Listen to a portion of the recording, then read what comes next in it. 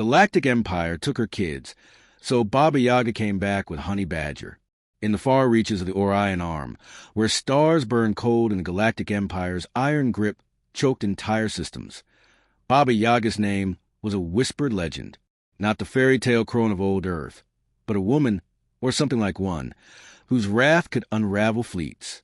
She lived on the fringe world of VYRN, in a hut that walked on mechanical legs, cloaked in sensitive-flecting mist. Her children, 3 adopted strays from war-torn colonies, were only tethered to something human. When the Empire took them, claiming they were recruits for the Imperial Academy, Baba Yaga's heart turned to slag. She didn't cry. She didn't scream. She sharpened her knives and called for her oldest friend, a genetically enhanced honey badger named Kresh. Kresh wasn't just any beast. Engineered by a rogue xenobiologist, he was a meter-long bundle of claws, teeth, and unyielding fury, with a neural implant that let him understand Baba Yaga's commands. His fur was patched from countless fights. His eyes glinted with mad intelligence, and his loyalty to her was absolute. Together, they were a force no sane being crossed. The Empire, though, wasn't known for sanity. The Imperial Governor of VYRN, a sneering bureaucrat named Tarkov, had ordered the children's abduction.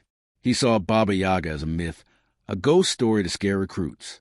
He didn't believe she'd come. He was wrong. Baba Yaga's hut crouched in a ravine, its legs folded like a spider's.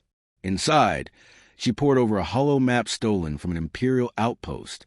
The Academy was on Kryon, a fortress moon orbiting a gas giant.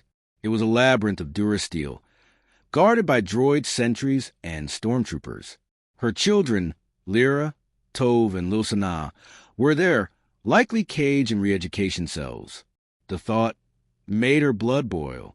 Kresh gnawed on a bone, his metal-plated teeth sparking. "We go now," he growled, his voice a synthetic rasp through the implant. "Soon," Baba Yaga said, her voice like gravel. She strapped on her gear, a vibroblade, a pulse pistol, and a satchel of nano-grenades. Her cloak, woven with stealth fibers, shimmered faintly. She wasn't young. Her hair was iron gray, her face a map of scars, but her eyes burned with a fire that could outshine a supernova. The plan was simple. Infiltrate Kryon, find the kids, and burn anything in their way. Simple didn't mean easy. The moon was a death trap, and the Empire's trackers would hunt them across the galaxy if they escaped. But Baba Yaga didn't care about odds. She cared about her kids. They boarded her ship, the Witch's Claw, a patched-up smuggler's rig with enough firepower to punch through a frigate. Kresh curled up in the co-pilot seat, his claws tapping the console. As the ship broke through Oren's atmosphere, Baba Yaga muttered an old Slavic curse, sealing her vow. No one would take her family and live. Kryon loomed like a skull in the void, its surface pocked with turbo-laser batteries. The Witch's Claw slipped through the blockade using a hacked transponder code, landing in a maintenance hangar under the guise of a supply ship. Baba Yaga and Kresh moved like shadows, her cloak blending with the walls, his fur rigged with a camo field. The hangar was quiet, save for the hum of droids and the clank of a lone technician's tools. Kresh's nose twitched. "Smell fear," he said. "Good," Baba Yaga replied. She stunned the technician with a dart and dragged him behind a crate. His datapad gave her the layout. The Academy's detention block was 3 levels down past a barracks and security hub. She cracked her knuckles. Time to dance. The corridors were sterile, all white durasteel and red lights. Stormtroopers patrolled in pairs, their armor gleaming. Baba Yaga waited in an alcove. Kresh pressed against her leg. When a patrol passed, she struck. Her vibroblade sang, slicing through plastoid like paper. Kresh lunged, his claws shredding the second trooper's legs. They were down in seconds, silent as death. Messy, Kresh grunted, licking blood from his paws. "Effective," Baba Yaga countered. She dragged the bodies into a vent and kept moving. The security hub was a problem. Cameras, motion sensors, and a squad of elite troopers guarded the entrance. Baba Yaga pulled a nano-grenade from her satchel. The tiny orb hummed, releasing a swarm of microscopic bots that fried the camera circuits. The troopers noticed too late. Kresh barreled through them, a whirlwind of teeth and rage, while Baba Yaga's pistol dropped the rest with precise headshots. The hub's console was hers in minutes. She hacked the system, pulling up the detention roster. Lyra, Tove, and Sanaa were in cell block 7, scheduled for reprogramming at dawn. Her jaw tightened. Reprogramming meant neural wipes. Turn her kids into mindless drones. She erased the schedule and triggered a lockdown, sealing the block from reinforcements. "Let's move," she said. Kresh growled in agreement. Cell block 7 was a maze of force fields and blast doors. Baba Yaga bypassed the locks with a slicer's kit, her fingers steady despite the rage coiling in her chest. Kresh sniffed the air, his hackles up. "Trap," he warned. He was right. As they rounded a corner, a squad of shadow troopers, elite commandos in black armor, ambushed them. Blaster bolts lit the corridor. Baba Yaga dug behind a pillar, her cloak deflecting a glancing shot. Kresh didn't dodge. He charged. A trooper screamed as a honey badger's claws tore through his chest plate.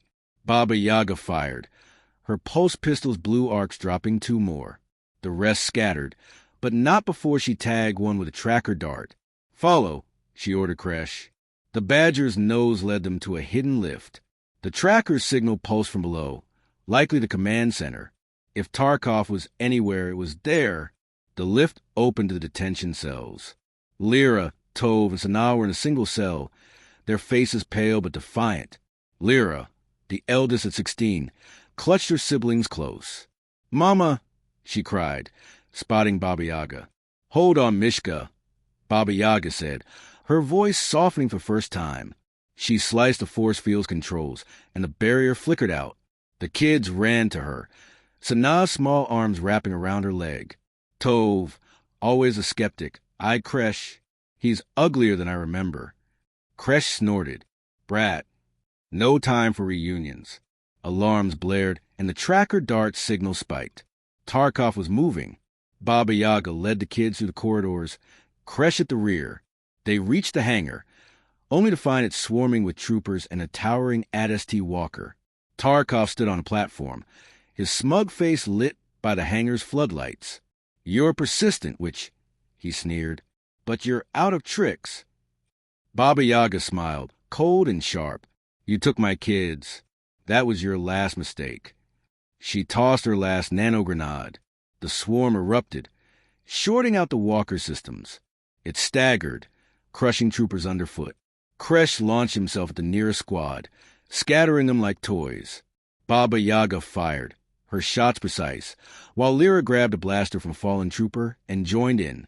Tove and Sanaa stayed low, crawling toward the witch's claw. Tarkov tried to flee, but Baba Yaga was faster. She tackled him, her vibroblade at his throat. "Where's the override for the lockdown?" she hissed. He spat at her. "Wrong move." Kresh clamped his jaws around Tarkov's leg, and the governor screamed. "Console, by the platform," he gasped. Lyra hacked the console, lifting the lockdown. The witch's claws ramp lowered, and the kids ran aboard. Baba Yaga dragged Tarkov to his feet. "You're coming with us," she said. "Insurance." The witch's claw roared out of Kryon's atmosphere, pursued by TIE fighters. Baba Yaga strapped Tarkov to a chair, ignoring his protests.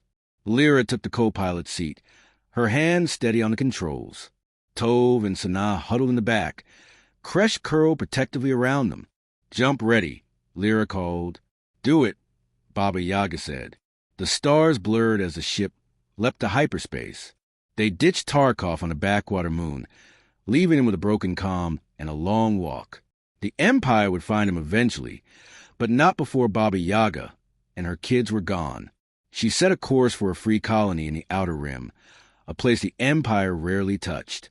As the witch's claw hummed through the void, Sanaa climbed into Baba Yaga's lap. "You came for us," she whispered. "Always will," Baba Yaga said, stroking her hair. Kresh nudged her hand, demanding a scratch. She obliged, her scarred fingers gentle on his battered fur. The Empire would hunt them. They always did. But Baba Yaga wasn't just a myth anymore. She was a promise. And with Kresh at her side, no one would take her family again.